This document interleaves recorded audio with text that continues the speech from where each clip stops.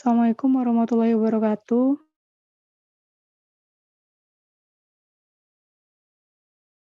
Sistem rekomendasi untuk mendukung keputusan siswa SMA dalam pemilihan jurusan Sistem Informasi pada perguruan tinggi di Sumatera Selatan.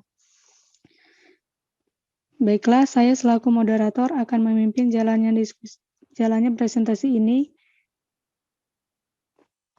Kami dari kelompok 8 yang beranggotakan Vika Febrika, saya sendiri Lisa Agustina, Amanda Ataya Putri, Muhammad Ilyas Kusuma, Velia Sonya Elisa, dan Frans Duansa. Selanjutnya, untuk latar belakang akan dijelaskan oleh Muhammad Ilyas Kusuma. Kepada Muhammad Ilyas, saya persilakan. Terima kasih, Lisa. Baiklah, saya akan menjelaskan latar belakang. Latar perguruan tinggi memiliki peran utama dalam dunia yang kompleks saat ini, sehingga membuat kebanyakan para siswa SMA berpikir untuk melanjutkan pendidikannya ke perguruan tinggi. Tetapi, banyak dari para siswa SMA masih bingung akan jurusan yang akan mereka pilih. Bahkan, ada beberapa orang yang hanya ikut-ikutan temannya saja, sehingga setelah lulus di program studi yang dipilih, kebanyakan dari mereka akan merasakan salah memilih jurusan, berhenti di tengah jalan, atau drop out. Hal tersebut terjadi karena kurang matangnya keputusan yang diambil ketika memilih jurusan. Oleh karena itu, untuk memperoleh informasi yang cepat dan hampir akurat akan pemilihan perguruan tinggi yang tepat, dibutuhkan suatu proses otomatisasi menggunakan teknologi. Oleh karena itu, kebutuhan sebuah sistem pendukung keputusan berbasis teknologi dirasa sangat perlu guna memenuhi kebutuhan informasi pemilihan perguruan tinggi di Provinsi Sumatera Selatan pada khususnya. Mungkin itu saja dari saya. Berikutnya saya serahkan ke Velia Sonya Elisa.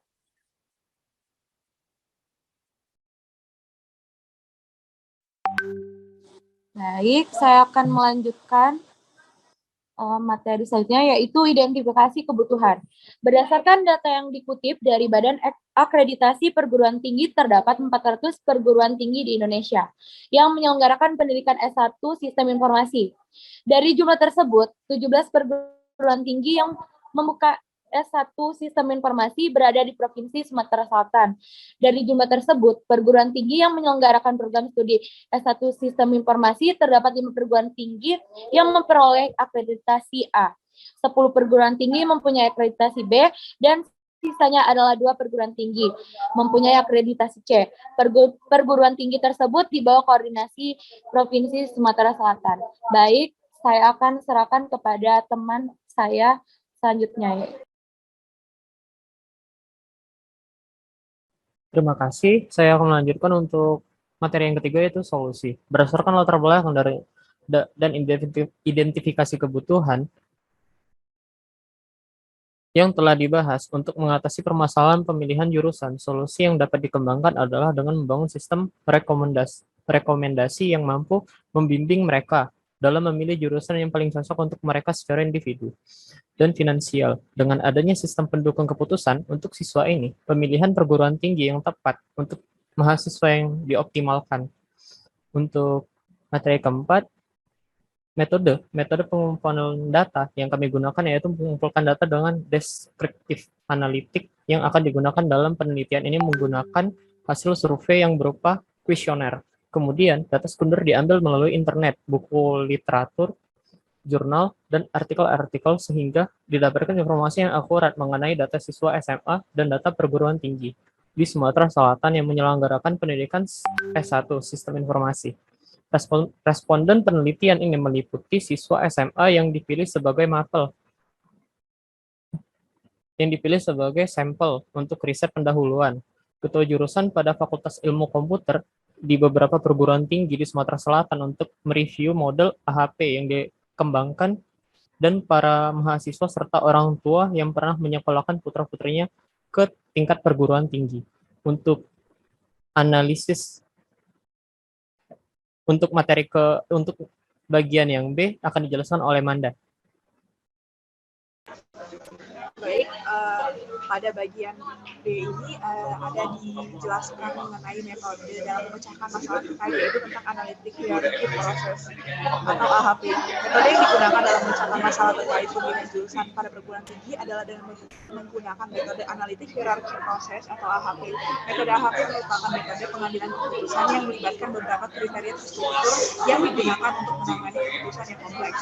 Pertama, masalah menjadi submasalah untuk membentuk hierarki yang dapat dievaluasi secara sistematis untuk meningkatkan proses pengambilan keputusan dari Muhammad et al. Tahun 2020. Fungsi dasar AHP meliputi penataan kompleksitas, ukuran rasio, skala, dan sintesis dari Forman dan Gas tahun 2001. Ada banyak penelitian yang menggunakan metode AHP seperti dalam pengambilan keputusan untuk mencapai solusi optimal pada proses pembangunan dan modernisasi gardu induk yang menimbulkan permasalahan mengenai penentuan solusi teknologi yang optimal yang ramah lingkungan, lalu memenuhi kriteria pembangunan berkelanjutan dan hemat biaya. Hasil dari penerapan metode AHP pada kasus ini menunjukkan bahwa metode AHP sangat cocok untuk masalah yang sedang dipertimbangkan oleh Rasga et al. Tahun 2021. Metode analytical hierarchy process juga dapat membantu meningkatkan efektivitas dalam hal ekonomi pada sektor industri untuk membantu organisasi dan pekerjaannya membuat pilihan yang lebih baik untuk meningkatkan efisiensi operasi perusahaan. Metode ini memilih variabel berdasarkan hierarki atau kebutuhan, memungkinkan data kualitatif direpresentasikan secara kuantitatif melalui penggunaan representasi numerik. Dari Maruk, Kateloka, dan Seda Pendiala 2021. Selain dapat membantu meningkatkan efektivitas dalam hal ekonomi, menggunakan metode AHP juga digunakan untuk menghitung varian yang optimal atau yang paling cocok untuk sebuah stasiun kereta api dalam peningkatan tingkat keamanan stasiun IKA dari Mari tahun 2021. Metode AHP cocok untuk diterapkan dalam proses pengambilan keputusan pemilihan jurusan pada perguruan tinggi karena merupakan situasi yang memerlukan penataan, pengukuran, dan sintesis. Berikut ini rancangan struktur hierarki dari sistem rekomendasi untuk mendukung siswa SMA dalam memilih jurusan sistem informasi pada perguruan tinggi di Sumatera Selatan berdasarkan identifikasi kebutuhan dan metode yang digunakan. Di bawah ini terdapat struktur hierarki yang telah kami buat mengenai referensi pada metode ini. Pada awalnya terdapat referensi pemilihan perguruan tinggi di Sumatera Selatan untuk jenjang S1 informasi. Lalu ada beberapa kriteria yaitu komponen biaya, lokasi kampus, prestasi mahasiswa dan dosen, infrastruktur IT, dan sistem informasi akademik. Lalu akan ada alternatif di hierarki ketiga yaitu perguruan tinggi dengan S1 sistem informasi akreditasi A, perguruan tinggi dengan S1 sistem informasi akreditasi B, dan perguruan tinggi dengan S1 sistem informasi akreditasi C. Nah, suatu struktur hierarki terdiri dari beberapa elemen dan dikelompokkan dalam beberapa tingkat level. Tingkat teratas merupakan tujuan akhir sistem yang akan dibangun. Tingkatan berikutnya terdiri dari beberapa kriteria untuk dijadikan dasar menilai atau mempertimbangkan alternatif-alternatif yang ada dan menentukan alternatif yang telah ditetapkan. Kriteria dan alternatif merupakan dua komponen dasar dalam pengembangan sistem rekomendasi dengan metode AHP. Baik, sekian presentasi yang dapat disampaikan oleh kelompok 8, lebih dan kurangnya mohon maaf. Assalamualaikum warahmatullahi wabarakatuh.